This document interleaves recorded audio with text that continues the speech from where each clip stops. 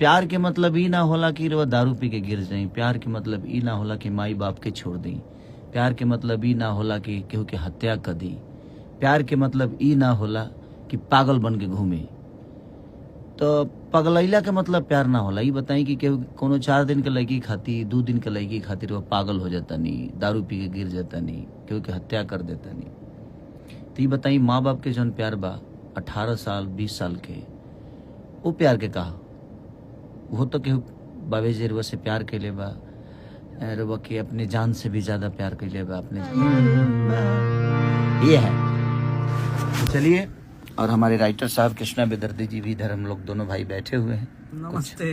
और कला नया चीज मिली है हमने बिहार में तो बहुत लोग पागल वाला रोल होई, दारू पी वाला रोल, हाँ अजूबा रोल मिली है। हाँ ये मेरे वाले हकीकत और जमीन मिली कि जमीनी हकीकत का होला। तो बस यही करिए, पगलाइए, खूब पागल होइए, खूब पीजिए, लेकिन क्या लोगों की मोहब्बत, लोगों की एक विश्वास को पिए कि नहीं, उस विश्वास को अपने अंदर डाल के और एक दिन बताइए कि आप क्या थे। अब 2 दिन का प्यार अगर हमें बर्बाद कर दे, हमें पागल होने पे मजबूर कर दे, दारू पीने पे मजबूर कर दे, या किसी को मारने पे मजबूर करे, तो ये प्यार नहीं, बल्कि वो एक हवस था जो आपने किया। तो कोशिश करिए।